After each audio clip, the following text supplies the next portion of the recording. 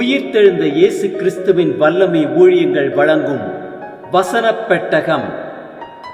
இயேசுவே கர்த்தர். இயேசுவையே தேவன் ஆண்டவரும் கிறிஸ்துவுமாக்கினார். இயேசுவே ராஜாதி ராஜா, கர்த்தாதி கர்த்தா. கிறிஸ்துவே மரித்தோர் மேலும் ஜீவனுள்ளோர் மேலும் ஆண்டவர். கிறிஸ்துவே போதகரும் ஆண்டவருமாயிருக்கிறார். வசனப் பெட்டகத்தின் இன்றைய தின கருப்பொருள்: தேவனுடைய வழி நடத்துதல். கர்த்தாவே, உம்முடைய வழிகளை எனக்கு தெரிவியும், உம்முடைய பாதைகளை எனக்கு போதித்தருளும். உம்முடைய சத்தியத்திலே என்னை நடத்தி என்னை போதித்தருளும். நீரே என் ரட்சிப்பின் தேவன். உம்மை நோக்கி நாள் முழுவதும் காத்திருக்கிறேன். தேவனுடைய வழி நடத்துதலை குறித்ததான வேத வசனங்களை பார்க்கலாம். சங்கீதம் 37, 23, 24 வாசிக்கிறோம். நல்ல மனுஷனுடைய நடைகள் கர்த்தரால் உறுதிப்படும். அவனுடைய வழியின் மேல் அவர் பிரியமாயிருக்கிறார். அவன் விழுந்தாலும் தள்ளுண்டு போவதில்லை. கர்த்தர் தமது கையினால் அவனை தாங்குகிறார். சங்கீதம் 25:9 வாசிக்கிறோம். சாந்த குணமுள்ளவர்களை நியாயத்திலே நடத்தி சாந்த குணமுள்ளவர்களுக்கு தமது வழியை போதிக்கிறார். சங்கீதம் 119, 105 வாசிக்கிறோம்.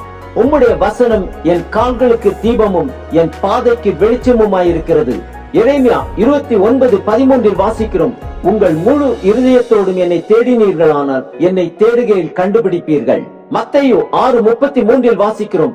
முதலாவது தேவனுடைய ராஜ்யத்தையும் அவருடைய நீதியையும் தேடுங்கள், அப்பொழுது இவைகளெல்லாம் உங்களுக்கு கூட கொடுக்கப்படும். ரோமர் 8:14 வாசிக்கிறோம். மேலும் எவர்கள் தேவனுடைய ஆவியினாலே நடத்தப்படுகிறார்களோ அவர்கள் தேவனுடைய புத்திரராயிருக்கிறார்கள். நீதிமொழிகள் 3:5-6 வாசிக்கிறோம். உன் சுய புத்தியின் மேல் சாயாமல் உன் முழு இருதயத்தோடும் கர்த்தரில் நம்பிக்கையாயிருந்து உன் வழிகளிலெல்லாம் அவரை நினைத்துக்கொள், அப்பொழுது அவர் உன் பாதைகளை செவ்வைப்படுத்துவார். நீதிமொழிகள் 11:14 வாசிக்கிறோம். ஆலோசனை இல்லாத இடத்தில் ஜனங்கள் விழுந்து போவார்கள். அநேக ஆலோசனைக்காரர் உண்டானால் சுகம் உண்டாகும். நீதிமொழிகள் 11:3 வாசிக்கிறோம்.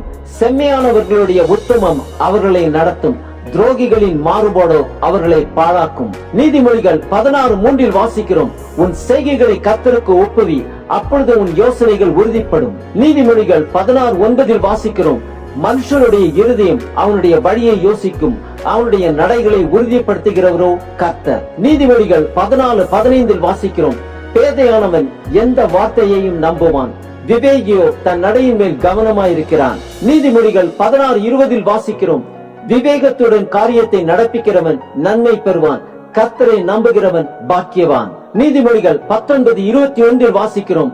மனுஷனுடைய இருதயத்தின் எண்ணங்கள் அநேகம், ஆனாலும் கர்த்தருடைய யோசனையே நிலைநிற்கும்.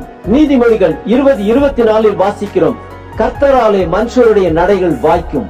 ஆம், அனுதினமும் அதிகாலையில் கர்த்தருடைய சமூகத்தில் வந்து அவர் நமக்கு வைத்திருக்கும் வழிகளை அறிந்து கொண்டு அவர் ஆலோசனைகளின்படி நடக்கும் போது அந்த நாள் நமக்கு ஆசீர்வாதமாக இருக்கும்.